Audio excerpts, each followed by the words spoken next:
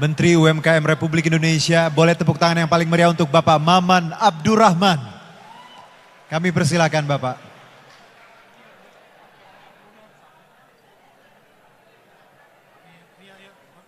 Dan selanjutnya kami juga mengundang moderator WKU Kewirausahaan UMKM RMTD Aliudin untuk membahas topik pengembangan kewirausahaan dan membawa UMKM naik kelas, prioritas dan strategi pemerintah di tahun 2026. Kami Kepada persilakan Bapak Teddy dan juga Pak Menteri kami persilakan. Baik. Tes. Baik, terima kasih. Assalamualaikum warahmatullahi wabarakatuh.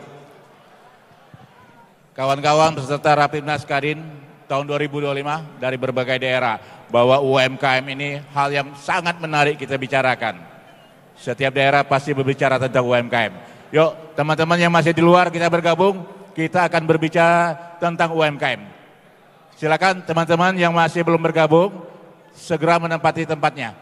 Yang terhormat Ketum Kadin Bapak Anindya Bakri, Bapak Ibu semua, bahwa 60% ekonomi Indonesia berada di UMKM.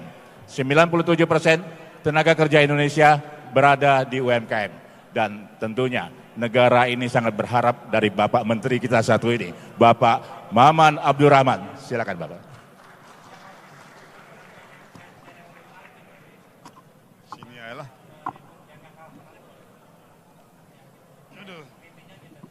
Tes. Assalamualaikum warahmatullahi wabarakatuh. Selamat siang, salam sejahtera, Om Swastiastu, Namo Buddhaya, salam kebajikan. Yang terhormat Mas Anin, Ketua Umum Kadin, tepuk tangan dulu buat beliau, beserta dengan seluruh jajaran pengurus pusat Kadin Indonesia. Salam hormat saya untuk pengurus Kadin Provinsi se-Indonesia dan juga kabupaten kota yang hadir pada acara hari ini, dan juga para asosiasi-asosiasi yang tergabung di bawah Kadin. Terima kasih, salam hormat dari saya, salam bangga buat seluruh teman-teman Kadin. Saya pada kesempatan kali ini, saya pikir saya lebih ingin kita dialog langsung aja kali ya nanti. Tadi paling saya kasih gambaran aja secara umum sebentar, dan habis itu mendingan kita langsung buka dialog gitu. Karena saya yakin kalau ngomong sama Kadin ini, kita nggak usah terlalu banyak teori, intinya kita bicara fakta realita aja, kan ini sama-sama pemain semua Pak. Jadi kalau saya banyak kali teorinya sama orang Kadin ini sama aja ngomong ngajarin ikan berenang. Jadi udah paham sama paham lah ini teman-teman Kadin ini. Saya mau sedikit next ini aja. Nah ini sebetulnya saya pikir cukup satu ini aja. Bahwa tadi saya sempat diskusi dengan Mas Anin, bahwa pada akhirnya concern pemerintah hari ini adalah 4 indikator ini. Bahwa realitas hari ini angka kemiskinan di Indonesia itu masih ada kurang lebih sekitar 24 juta, yaitu sekitar 8,47% dari populasi penduduk Indonesia.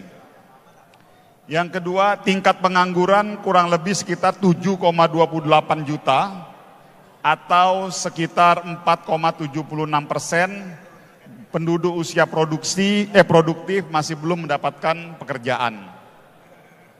Penciptaan lapangan pekerjaan baru kurang lebih sekitar 8,55 juta dan turun sekitar menjadi 2,2 jutaan di periode 2020 sampai 2024. Ini angkanya, ini periode 2020 sampai 2024. Lalu degradasi kelas menengah, penurunan jumlah kelas menengah kurang lebih sekitar 9,5 juta. Ini asumsinya dari 2019 sampai 2024. Nah, poinnya ini ukurannya adalah sektor formal. Nah, sedangkan kalau tanya ke saya, kita UMKM itu sebetulnya kalau mau benchmarkingnya itu adalah seberapa dilihat dari pembiayaan KUR. Jadi tadi saya sempat ngobrol sama Mas Anin bahwa concern Pak Presiden itu sekarang sebetulnya adalah penyerapan tenaga kerja. Nah, yang ingin saya sampaikan dalam forum ini bahwa data ini kalau dilihat dari sektor formal. Tapi sektor informal sebetulnya angka ini udah melewati. Contoh penyerapan tenaga kerja, kalau ukurannya adalah KUR, per tahun ini 2025, kita sudah menyerap tenaga kerja kurang lebih sekitar 8 juta sampai 11 juta. Itu dari sisi tenaga kerja. Namun isunya adalah informal worker. Jadi mereka yang memang masih bekerja di sektor UMKM rata-rata memang informal worker. Nah ini yang lagi mau kita geser dari informal worker ke formal worker. Dan harapan saya disitulah keberadaan teman-teman Kadin nanti bisa ikut dan berpartisipasi dalam menggeser itu. Itu satu. Yang kedua, ini mohon maaf, saya bicaranya agak di luar dari tema. Ini silakan dikritisi kalau yang saya sampaikan ini sedikit agak kontroversi ataupun mungkin kurang pas di mata teman-teman Kadin. Saya sekarang ini udah 1 tahun Mas Anin jadi Menteri UMKM. Mungkin kalau 6 bulan yang lalu saya belum berani ngomong kayak begini. Tapi sekarang saya agak berani karena memang faktanya seperti itu. Di Indonesia ini, mau sehebat-hebat apapun supporting pemerintah di bidang pertanian kepada para petani kita, kepada para peternak kita, dan juga khususnya kepada UMKM kita, tapi selama market lapangan yang nggak disterilisasi, nggak akan mungkin bisa. Jadi saya mau sampaikan ini isu yang paling krusial sebetulnya, dan sekarang saya sudah harus mulai berani ngomong seperti ini. Saya bicara sekarang dari sisi UMKM. Kebetulan kalau di sisi UMKM, tren yang paling tertinggi itu sektor fashion. Jadi dari baju, celana itu, baju itu underwear, outerwear segala macam, sepatu, sendal, kacamata, anting-anting, intinya sektor fashion. Semua itu sekarang didominasi produk itu semua, itu mayoritas semua produk dari luar. Hampir nggak ada tuh produk UMKM yang memang dia bisa survive. Karena lapangan itu dibanjiri dengan produk lokal, produk dari luar. Produk dari luar ini sekarang yang lagi mengemuka ada 2 hal. Nah ini saya mau sampaikan ini, mungkin ini bisa menjadi opportunity bagi teman-teman Kadin, bahwa kita sekarang lagi mau dobrak itu semua. Yaitu ada 2 hal, bahwa maraknya baju-baju impor bekas dengan masuknya barang white label. Ini 2 ini. Data tahun 2021, baju impor bekas tahun 2021 yang masuk ke Indonesia 7 ton. 2022 yang masuk ke Indonesia 12 ton. 2023 yang masuk ke Indonesia masih sama 12 ton. 2024 baju-baju impor bekas itu yang masuk ke Indonesia 3.600 ton. Jadi bayangkan itu peningkatannya sangat signifikan dari 12 ton di tahun 2023, 2024 naik 3.600 ton. 2025 per Agustus kemarin 1.800 ton masuk lagi. Itu membanjiri market domestik kita. Lalu yang kedua, yang memang sulit sekali diukur dan memang sulit sekali dirapikan, ditertibkan, yaitu white label. Jadi white label itu baju yang diproduksi dalam jumlah besar masuk ke Indonesia, dikasih cap stempel, nggak tahu itu udah nggak karuan itu. Artinya apa yang saya mau bilang? Sebaik-baik apapun, sekuat-kuat apapun akses pembiayaan yang dibantu di top up oleh pemerintah, sehebat-hebat apapun pelatihan yang kita berikan kepada UMKM, sehebat-hebat apapun pembukaan marketing lah, rumus apapun, saya pikir selama lapangannya belum bisa disterilisasi, nggak akan mungkin UMKM bisa survive. Dan ini terjadi di seluruh Indonesia, dan rata-rata saya yakin juga sekarang, jangankan itu, jilbab aja sekarang impor tuh. Batik aja, sekarang udah batik-batik impor dari Cina itu udah masuk. Ini kalau saya bicara dari sektor fashion. Belum lagi kalau kita masuk ke buah-buahan. Dulu perasaan saya apel Malang itu masih top. Sekarang dalam benak kepala kita kalau bicara apel Malang itu udah urusannya masalah apa isu SMS apel Malang tuh. Udah bukan lagi buah-buahan. Dulu di kampung saya Pontianak itu jeruk Pontianak bagus sekali tuh. Sekarang udah nggak ada. Apalagi kita buka sekarang jam tangan. Jam tangan itu sekarang impor diproduksinya di Cina, di labelingnya di Indonesia.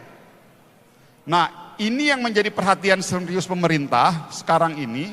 Makanya kalau nanti lihat dalam waktu 1 bulan ini kita tegas tuh. Di hulu tuh semua kita tutup semua. Supaya apa? Supaya ada playing fair dalam pertarungan di Indonesia ini. Satu itu. Yang kedua, saya yakin di sini juga banyak pemain-pemain fashion UMKM yang kecil dan menengah. Barang-barang Cina, produknya masuk Indonesia nggak perlu lewat sertifikasi perizinan segala macam. Seakan-akan kalau barang dari luar itu udah pasti maha benar dengan segala firmannya itu. Tapi kalau barang Indonesia, UMKM lokal kita, dia harus lewatin yang pertama NIB. Ngurusin sertifikat halal. Semua yang ada di Indonesia itu disertifikasi halal. PIRT, terus SNI, terus BP POM, dan lain sebagainya. Artinya yang jadi permasalahan sekarang di Indonesia, di mana-mana tuh kalau misalnya tim basketnya Mas Anin itu, Mas ya, tim olahraganya Mas Anin atau siapa, kalau main di tuan rumah, pasti biasanya lebih diuntungkan. Tapi berbeda dengan produk komoditi lokal kita, UMKM lokal kita main di Indonesia nggak diuntungkan. Nah ini ironis sekali. Nah akhirnya kesimpulan kita melihat realitas ini berarti mau nggak mau lapangannya harus disterilisasi dulu. Jadi nggak akan mungkin kalau lapangan tidak disterilisasi, ya kita bisa menciptakan produk-produk unggulan kita di tanah air ini bisa bersaing dengan produk-produk dari luar. Nah inilah yang lagi mau kita lakukan, yang dilakukan oleh pemerintah sekarang ini. Kami dari Kementerian UMKM bersama-sama dengan Kementerian Keuangan, bersama-sama dengan Kemendak dan Perindustrian, kita mau tutup dulu nih. Alur masuknya ini kita mau tutup dulu di hulunya, sampai barang di lapangan ini bersih, steril semuanya, baru kita banjiri produk-produk lokal kita di Indonesia ini. Nah saya berharap opportunity ini bisa dilihat oleh teman-teman Kadin sebagai bagian dari peluang untuk bisa mengoptimalkan produk-produk lokal kita yang ada di Indonesia untuk bersaing dan betul-betul menjadi tuan di tanah kita sendiri. Tetapi itu semua kalau hulunya nggak ditutup, jangan pernah berpikir. Jangan, nggak mungkin. Nah ini saya sampaikan informasi ini kepada teman-teman Kadin untuk bisa ikut terlibat dan membuka peluang sektor fashion. Ke depan akan sangat terbuka sekali opportunity ini. Dan mudah-mudahan Kadin nanti bisa ikut mengambil bagian di isu ini. Dan tentunya nanti bukan sebagai penertib regulatornya, tapi sebagai pemainnya nanti ikut masuk. Saya sampaikan ini adalah opportunity dan insya Allah Kementerian Keuangan dia konsisten, oknum-oknum bea cukai sudah mulai ditertibkan, supaya jangan lagi terlalu mudah membuka akses barang-barang masuk dari luar itu ke Indonesia, dan pada saat ini ditutup barulah nanti kita banjiri produk-produk lokal kita. Nah ini kurang lebih narasi besarnya seperti itu. Makanya kalau kita lihat juga di sektor pangan, sekarang beras juga, impor beras sudah mulai ditutup, udah mulai ditahan juga impor beras. Nah ini juga semuanya sudah mulai kita tahan, baru nanti ditata ulang mana yang dikasih pengecualian, mana yang ini. Nah pada akhirnya memang market lapangan domestik ini harus dibersihkan. Nah ini yang mungkin kalau tanya ke saya, bagaimana caranya UMKM ini mau tumbuh besar dan dia bisa secara natural tumbuh di negara kita tanpa ada artificial keberpihakan untuk menutup atau membatasi barang-barang masuk dari luar. Saya mau sampaikan jangan pernah berpikir UMKM kita bisa tumbuh berkembang secara pesat, berkembang tapi tidak akan signifikan dan tidak akan akseleratif. Saya pikir itu dulu yang mau saya sampaikan dalam kesempatan ini. Saya membuka dialog ini, silakan kita elaborasi aja apa saja yang memang menjadi concern teman-teman Kadin, baik itu dari sisi pembiayaan, dari sisi market, pasar, dari sisi peningkatan kompetensi, dan lain sebagainya. Saya pikir itu dulu, Pak Moderator, nanti kita buka aja langsung forum dialognya, silakan. Baik, aplaus untuk Pak Menteri. Ya, sangat menarik sekali Bapak Ibu semua apa yang disampaikan Pak Menteri tadi dari sekilas tentang pengembangan kewirausahaan dan membawa UMKM naik kelas. Walaupun saat ini masih banyak data yang turun kelas di Pak Menteri ya. Tapi tugas Pak Menteri UMKM ini sangat banyak sekali.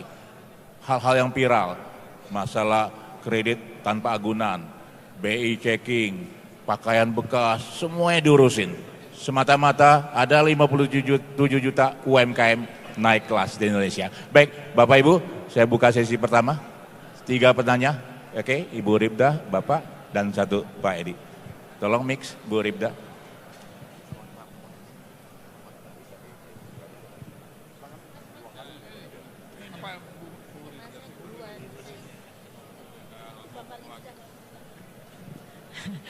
Assalamualaikum warahmatullahi wabarakatuh.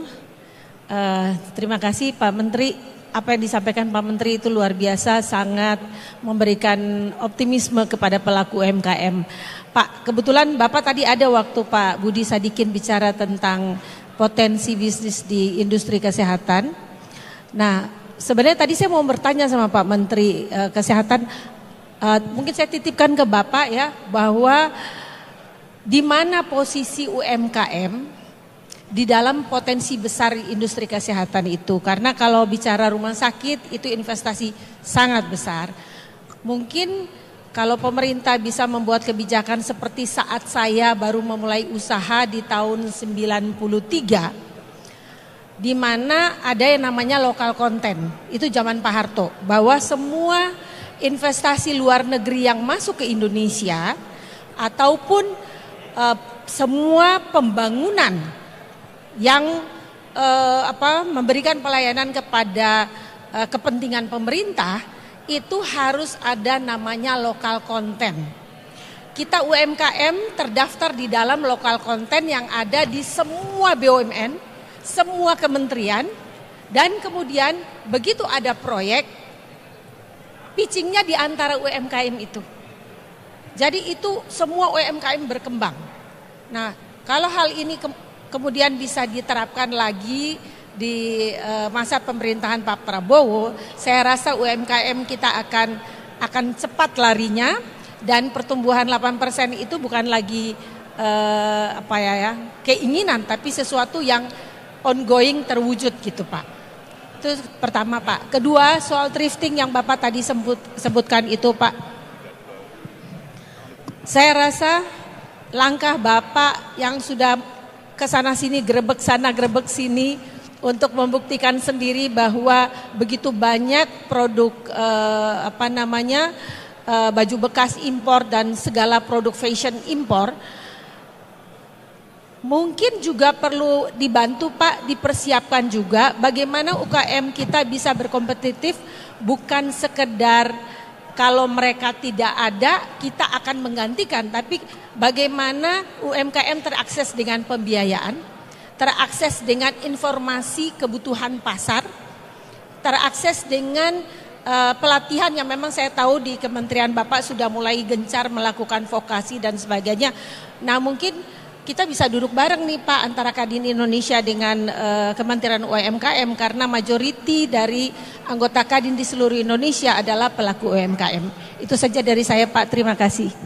Baik, terima kasih Ibu Ribda atas pertanyaannya. Walaupun kami berdua di sini menangkap nih apa yang dia omongin, mungkin agak bergema suara ya, agak bergema. Oke, yang kedua silakan Bapak. Terima kasih Pak Menteri, saya dari Yayasan Astra, YEDBA. Jadi terima kasih banyak tadi bagaimana kita bisa atau pemerintah bisa mensterilisasi market. Nah itu memang sangat penting, karena itu yang utama sih Pak. Mudah-mudahan ini berhasil. Namun yang perlu saya sampaikan, seperti kita pernah ketemu juga, bahwa rantai pasok itu sangat penting dalam pembinaan UMKM. Jadi rantai pasok ini sebaiknya memang perusahaan besar yang mengangkat perusahaan-perusahaan kecil itu, memastikan QCD-nya meningkat, kemudian hasil dari UMKM ini bisa disalurkan ke perusahaan-perusahaan besar. Nah ini pengalaman kita di Astra, sudah ratusan perusahaan yang sangat kecil sekarang menjadi perusahaan menengah besar. Karena dia masuk ke rantai pasok Astra.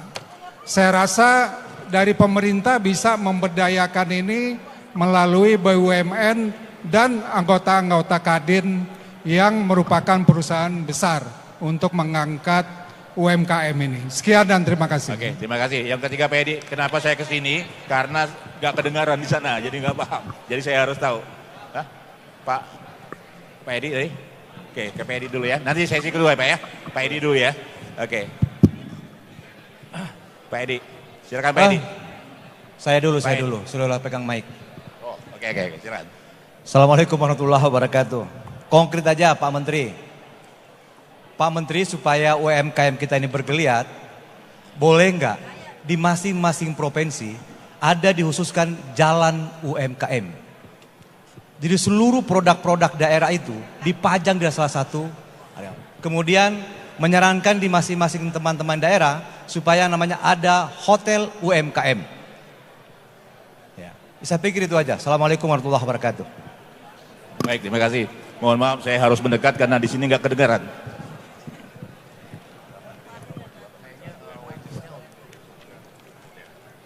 Baik, silakan Pak Menteri.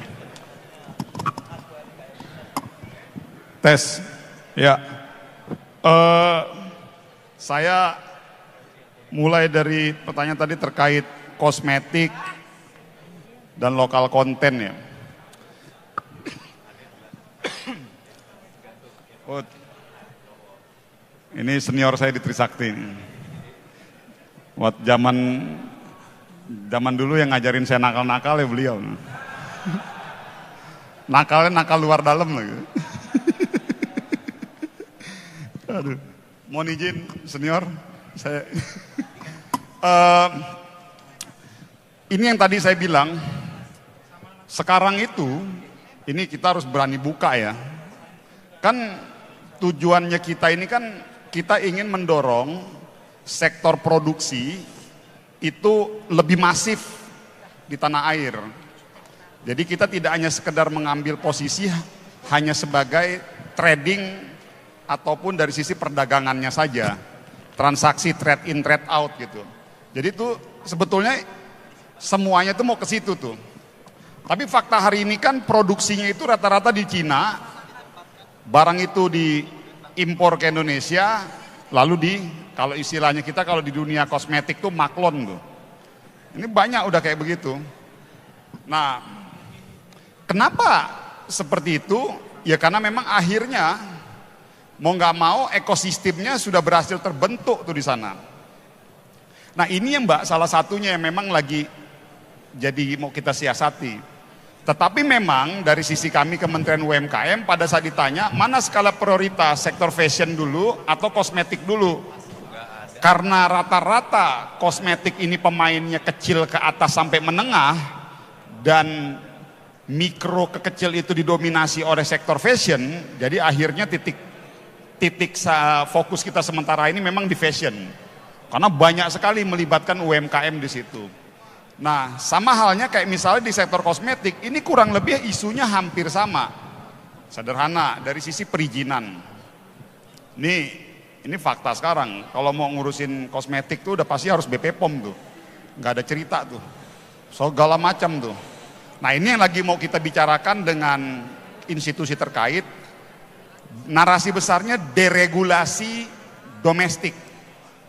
Kalau kemarin ini kan pasca resiprokal Trump, kita hanya mendorong deregulasi hubungan dagang di luar kita. Tapi kita belum melakukan deregulasi domestik kita.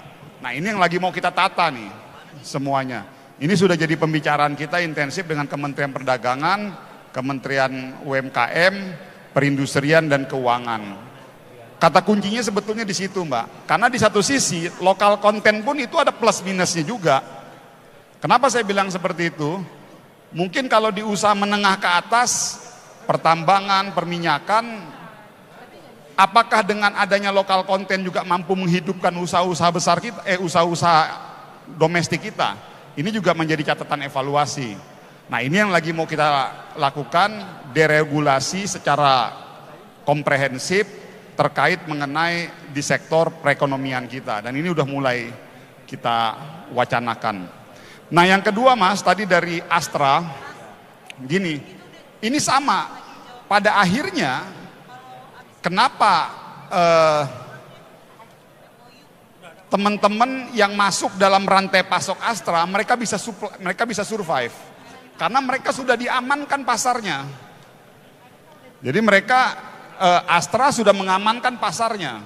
Jadi pada saat dia dilakukan pembinaan, ini marketnya sudah diamankan. Artinya memang kalau di kita, Kementerian UMKM, kita buat namanya konsepnya itu UMKM clustering ataupun UMKM holding. Kalau bahasa kerennya saya UMKM holding lah. Emangnya Bang Haji Samsudin sama Bang Erwin Aksa doang yang bisa holding-holding kan gitu. UMKM juga bisa holding-holding. Nah ini yang lagi kita dorong.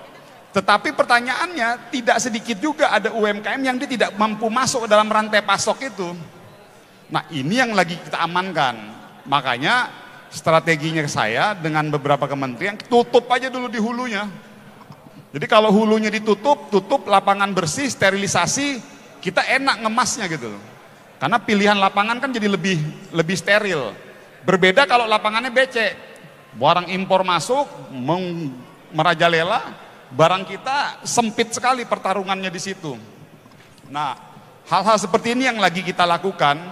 Nah, poinnya yang saya mau bilang sebetulnya ini momentum dan di satu sisi Pak Presiden pun support penuh. Jadi sebetulnya Pak Prabowo itu dia sangat concern sekali terhadap isu-isu mengamankan kepentingan domestik kita. Nah, justru ini sebetulnya informasi ini harus disambut oleh teman-teman Kadin. Jadi sekaranglah momentumnya nih, kalau memang kita mau mulai mengoptimalkan atau memanfaatkan celah kurang lebih 3 tahun 4 tahun ini untuk menguasai produk-produk domestik kita. Makanya dalam banyak hal ini mohon maaf, pasti teman-teman Kadin melihat jarang sekali saya ngomong tentang ekspor. Saya termasuk menteri yang jarang sekali ngomong tentang ekspor. Bukannya saya nggak setuju ekspor ya, sekali lagi. Saya menyetujui ekspor itu, UMKM go global kita setuju. Tetapi harus hati-hati, fundamental UMKM-nya harus kuat terlebih dahulu. Quality control-nya harus kuat terlebih dahulu. Sustainability, supply pasokannya juga harus kuat. Jangan sampai pada saat UMKM-nya belum kuat, kita dorong ekspor, akhirnya dia cuma mampu supply 1 kali, 2 kali, habis itu udah. Justru malah bikin malu. Itu makanya di pasar internasional, kalau UMKM sudah terlibat go global, sering sekali yang jadi isunya adalah kepastian sustainability supply pasokan. Nah di satu sisi, kita sibuk ke ekspor, lapangan pasar domestik kita juga besar. Ada 270 juta manusia. Yang sekarang, pada saat sekarang ini realitasnya dikuasai oleh produk-produk luar. Nah ini kan ironi juga. Makanya kita mau dorong lebih kepada penguatan pengamanan pasokan pasar domestik. Tanpa mengesampingkan UMKM kita yang memang sudah punya potensi go global, itu kita dorong.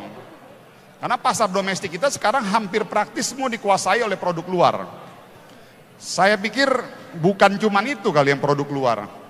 Jangan-jangan nanti nih, mungkin cowok-cowok Indonesia sama cewek-cewek Indonesia pun udah nggak laku kali.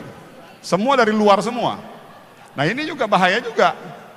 Jadi udah sampai seperti itu mengkhawatirkannya. Nah yang terakhir, disampaikan tadi itu tadi usulan dari Bang Andi Rukman membuat nama jalan UMKM. Saya mau sampaikan begini buat teman-teman Kadin, tahun 2026 kita akan buat Smesco. Jadi kita punya satu BLU Smesco Indonesia, itu hanya ada di nasional pusat. Nanti Smesco ini akan kita buat sampai di tingkat provinsi.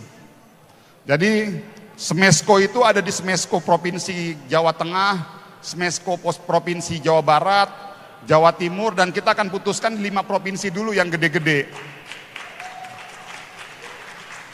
Kenapa? Karena catatan evaluasi kita, salah satu tupoksi Smesco itu adalah melakukan pemasaran. Dan nanti kita tambahkan satu unit bisnis di dalam Smesco itu, dia bisa memberikan top up pembiayaan. Tapi ini nanti bukan untuk mikro, tapi dikhususkan untuk usaha kecil sampai ke menengah. Dan ini kita bentuk di tingkatan provinsi, supaya apa? Kalau kita cuma di atas saja kan gak ada yang tahu tuh produk-produk yang bagus di provinsi itu di mana.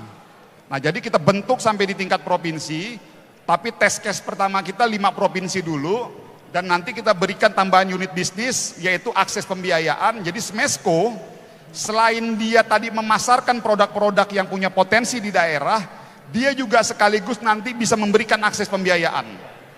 Jadi bisa double garden gitu. Kalau sekarang nggak bisa dia hanya murni sebagai broker aja. Nah tapi pada saat dia as a broker, dia diberikan lagi kekuatan wewenang untuk bisa top up pembiayaan, jadi akselerasinya bisa semakin besar, dan usaha-usaha kecil menengah yang ada di daerah, yang contohnya kayak furniture. Nah ini kayak furniture, itu potensi market internasionalnya luar biasa. Hampir banyak sekali kalau furniture yang bagus-bagus kita dimakan semua tuh sama luar tuh. Lalu yang kedua, misalnya produk-produk kalau di beberapa daerah, misalnya produk-produk pangan dan lain sebagainya yang memang sudah ini, nah itu mau kita support dan nanti kita bentuk di tingkat provinsi. Jadi mungkin Bang Andi Rukman kalau sampai bikin jalan UMKM, nanti malah dibikin jalan usaha maman ke maman gitu. Jadi bukan jalan UMKM gitu. Jadi tapi saya pikir, saya mengerti apa yang menjadi semangatnya Bang Andi Rukman. Kalau saya tadi melihatnya, yaitu bagaimana kita secara institusional bisa lebih membumi dan ke bawah, dan tidak seperti hidup di atas menara gading. Saya pikir itu aja ini saya. Makasih. Assalamualaikum warahmatullahi wabarakatuh. Baik, luar biasa. Ini sangat menarik sekali ini ya, teman-teman. Bicara UMKM gak ada habisnya, dan banyak sekali permasalahan harus kita bicarakan. Tapi satu sesi lagi ya Pak Menteri, boleh ya? Atau dua sesi boleh?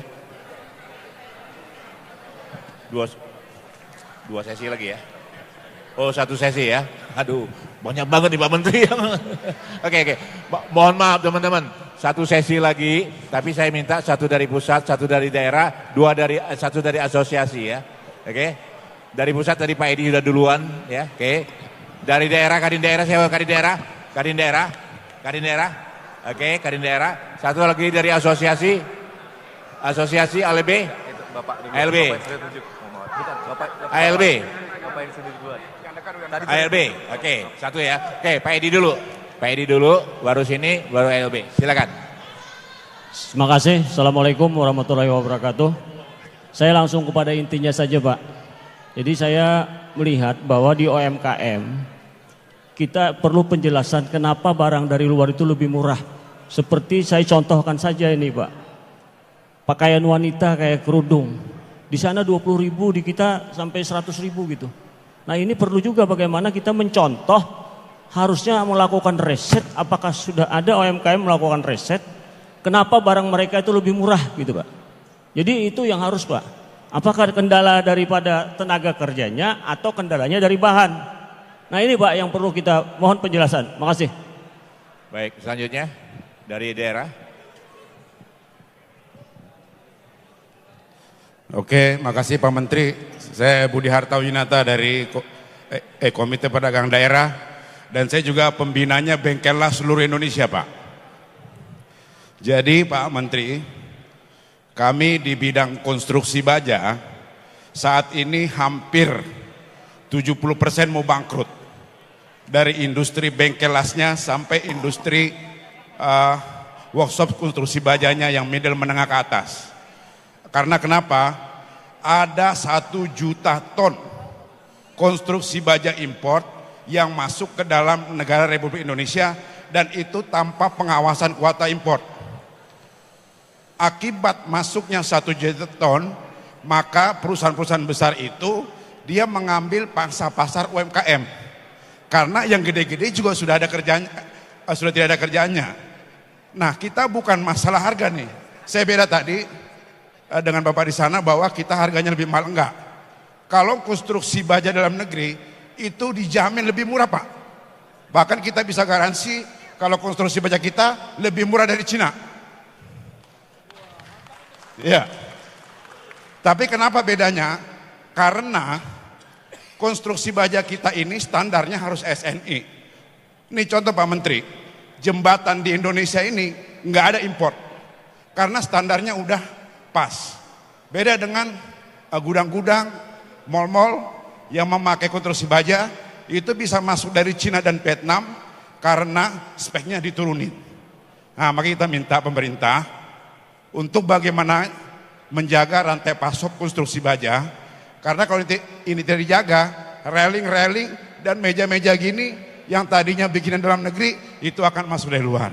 Begitu Pak Menteri, sekian. Assalamualaikum warahmatullahi wabarakatuh. Baik, satu lagi terakhir dari ALB. Sebelum ALB, Pak, sebentar. Bapak Ibu semua, kita di sana ada 13 booth UMKM. Yuk, peduli UMKM, kita borong produk UMKM di waktu-waktu setelah. Di bawah lantai 1 ada 13 booth UMKM, ya. Kita borong, kita bantu kawan-kawan UMKM. Silakan dari ALB. Ya, terima kasih Pak Menteri yang saya hormati. Terkait dengan pertanyaan yang banyak tadi Pak Menteri, ini kan masalahnya di Bapak dan teman-teman sekeluarga itu. Kalau Bapak mau thrifting itu hilang, Bapak serius, kan Menteri semua tuh. Bapak atur jangan bikin Pak Purbaya jalan sendiri. Ya, maksud saya masalah thrifting dan sebagainya, itu kan masalah di kementerian. Kalau negara ini bersungguh-sungguh mau, tidak omon-omon, semua hari ini juga bisa diselesaikan. Kalau Bapak jalan sendiri, berarti impossible untuk maju. Bapak gabung sama Pak Purbaya, kita support. Ya. Kemudian teman-teman Bapak yang DPR dulu, Ciadian ngomong kayak begitu, thrifting mah dihilangkan, dia bantu. Kan tidak bisa Pak. Bapak sterilkan di DPR, Bapak sampaikan kepada Presiden bahwa sudah sampaikan di Rapimnas ini bahwa kami mensupport itu. Kalau Bapak sendiri jangan mimpi, seperti tadi ada baja 1 ton masuk, itu kan tidak masuk akal. Jadi regulasi yang diciptakan, kami harap Bapak dan teman-teman Bapak di apa namanya jajaran kementerian pejabat itu untuk bisa dengan sungguh-sungguh dan niat demi merah putih Pak. Terima kasih, itu saja dari saya. Silakan Pak Menteri. Terima kasih. Oh masih. Izin Pak, kami dari ALB, anggota luar biasa, Sprindo Migas, Serikat Pengusaha Retail Indonesia Minyak dan Gas. Izin Pak Menteri, kita itu berjualan BBM non subsidi, disebutnya Pertamina Shop.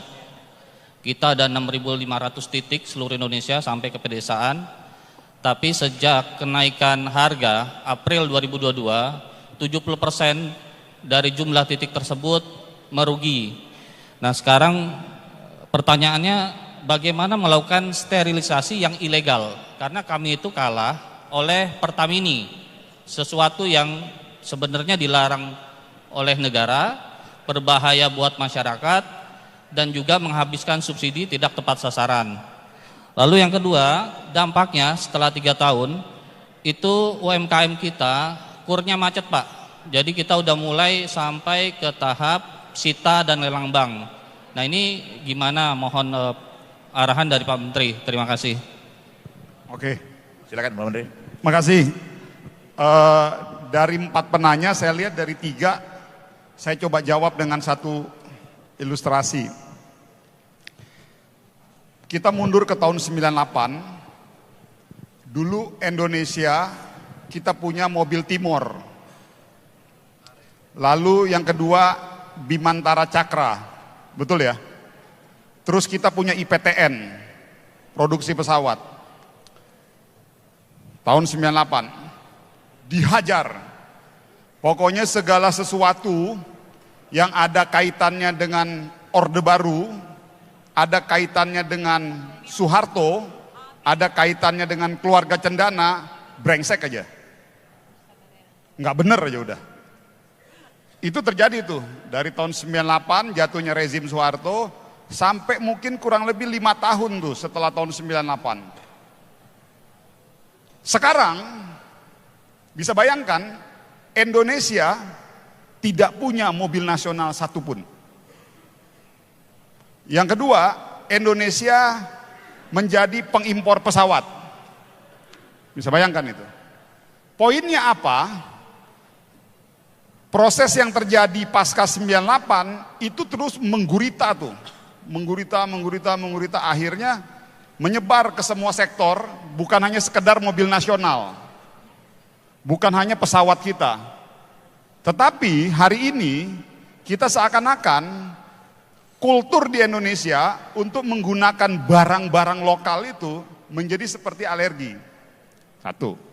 Kita mundur lagi ke belakang, kurang lebih 20 tahun yang lalu, seluruh industri oil and gas, pertambangan, industri berat, segala macam, itu kalau dengar produk Cina, apalah Cina ini. Semua dikawein. Tapi hari ini, Cina berhasil menjadi negara yang memproduksi produk-produk high-tech. Mobil, BYD lah, apalah segala macam itu. Dua. Saya mundur lagi ke belakang, Korea Selatan memulai praktek industrialisasinya, memulai dari membuat kipas angin direplikasi dari teknologi Jepang, dikasih nama Gold Star. Sekarang kipas angin yang perusahaan Korea Selatan yang berawal dari memproduksi kipas angin yang namanya Gold Star menjelma menjadi raksasa perusahaan elektronik terbesar di dunia namanya LG. Oke, jadi saya mau jawab bahwa kalau bicara tentang produk-produk impor, kenapa di sana itu menjadi lebih baik, menjadi lebih cepat berkembangnya, harga murah dan lain sebagainya. Ini kompleksitas masalahnya memang luar biasa. Perlu ada political will yang sangat besar dari pemerintah. Dan dukungan yang sangat besar dari elit-elit politik dan kelompok pengusaha kita. Kalau kita mau menuju ke arah situ. Makanya ada istilah saya, hari ini kita sudah harus berani untuk membatasi. Itu udah nggak bisa lagi. Apa yang dilakukan oleh Trump itu adalah salah satu contoh bahwa Trump melindungi kepentingan domestik mereka. Walaupun memang tidak sedikit hujatan, tekanan dari domestik internal negara mereka, dari kelompok-kelompok oposisi mereka, enggak sedikit tuh Trump dihajar. Tetapi ada kepentingan yang lebih besar karena Trump ingin mengamankan kepentingan domestik mereka, tekanan dari barang-barang dari luar. Kita melihat dalam contoh beberapa hal tertentu, saya melihat bahwa mungkin tinggal modifikasi kebijakannya saja yang harus dilakukan. Karena kalau tidak dilakukan seperti itu, saya selalu bilang bahwa kalau playing field lapangannya tidak disterilisasi, nggak akan mungkin. Kita nggak akan mungkin bisa bersaing. Nah tinggal mungkin dimodifikasi. Nah inilah yang lagi dicari terobosan dan langkah-langkahnya. Langkah-langkah modifikasi kebijakan apa yang akan diimplementasikan, melihat kondisi sosiologi, demografi, politik, ekonomi, dan lain sebagainya yang ada di negara kita. Nah, maka dari itu saya berharap sekali dukungan penuh dari Kadin untuk bisa bantu menjaga narasi besar ini. Tadi saya mengambil contoh fashion, Mas. Faktanya memang di baja kita juga begitu. Hampir di semua lini seperti itu. Masa kita mau diamkan begitu saja? Nah, ini mungkin momentum dan timing yang pas yang saya ingin sampaikan di dalam forum Kadin ini. Dan kembali lagi pemerintah nggak bisa kerja sendiri. Ini harus kerja rame-rame karena tadi dukungan dari semua sektor sangat dibutuhkan. Saya setuju bahwa nggak mungkin hanya Kementerian UMKM saja. Syukur alhamdulillahnya dengan semangat kolaborasi yang didorong oleh Pak Presiden, kita lintas kementerian sekarang relatif koordinasi dan ego sektoral sudah kita turunkan. Jadi sekarang yang lebih besar adalah kolaborasi lintas kementerian. Dan mudah-mudahan ini terus konsisten berjalan, karena pada akhirnya tujuan kita adalah mendukung bagaimana produk lokal kita bisa menjadi raja di negaranya sendiri. Bisa betul-betul bisa menjadi pemain utama di negaranya kita sendiri. Dan kita nggak bisa kerja sendiri, ini adalah kerja besar, kerja gotong royong, dan mudah-mudahan Kadin sebagai salah satu institusi berkumpulnya para pengusaha di seluruh Indonesia bisa menjadi bagian bersama-sama dengan pemerintah untuk menyukseskan agenda besar ini, dan semoga pasca acara ini kita bisa lebih kolaboratif lagi untuk menindaklanjuti hal-hal yang memang untuk mengamankan kepentingan domestik kita. Dan terkait Pertasop tadi, saya pikir kita selesaikan bicarakan setengah kamar aja, Mas. Karena walaupun itu bukan itu domainnya sebetulnya kebijakannya di Kementerian SDM, tapi nanti dari sisi UMKM-nya kita akan coba support, dan saya pikir bukan di sini forumnya, nanti kita selesaikan aja di pasca forum ini. Saya pikir itu. Akhir kata, mohon maaf kalau misalnya dalam penyampaian saya ada hal-hal yang kurang berkenan. Mudah-mudahan pertemuan kita siang hari ini bisa sedikit memberikan atau membuka gambaran besar kita. Saya yakin ngurusin 57 juta ini nggak mudah, Mas. Dengan berbagai macam problematikanya dan berbagai macam ragam situasi dan kondisi keterbatasan literasi mengenai pengetahuan keuangan di sektor usaha mikro kecil kita. Tapi insya Allah dengan kolaborasi bersama-sama Kadin, insya Allah saya yakin semua itu menjadi lebih mudah. Terima kasih. Assalamualaikum warahmatullahi wabarakatuh. Selamat siang menjelang sore, salam sejahtera, Om Swastiastu, Namo Buddhaya, salam kebajikan. Baik, aplaus untuk Bapak Menteri Maman Abdurrahman, Menteri UMKM. Terima kasih Pak Menteri, Bapak dan Ibu. Kalau tadi banyak benar Pak Menteri pertanyaan, nanti bisa melihat lewat bidang kewirausahaan UMKM. Saya sendiri Wakil Ketua Umum Bidang UMKM. Teman-teman, banyak permasalahan UMKM. Yuk kita Kadin Indonesia, mitra strategis pemerintah, sinergi dengan Menteri UMKM. Terima kasih. Assalamualaikum warahmatullahi wabarakatuh. Terima kasih Pak Menteri, mohon tetap berada di atas panggung karena selanjutnya akan diberikan plakat. Kami persilahkan kepada Ketua Rapimnas Kadin Indonesia 2026, Bapak Erwin Aksa, untuk bisa ke atas panggung dan juga menyerahkan plakat kepada Menteri UMKM Bapak Maman Abdurrahman. Kami persilahkan. Sekali lagi kami ucapkan terima kasih untuk Bapak Maman atas pemaparannya tadi, dan berikut sebagai apresiasi dari Kadin untuk Menteri UMKM Bapak Maman Abdurrahman. Boleh tepuk tangan yang paling meriah Bapak Ibu semuanya. Sesi yang cukup panjang tadi, sudah dijawab beberapa pertanyaannya. Sekali lagi terima kasih.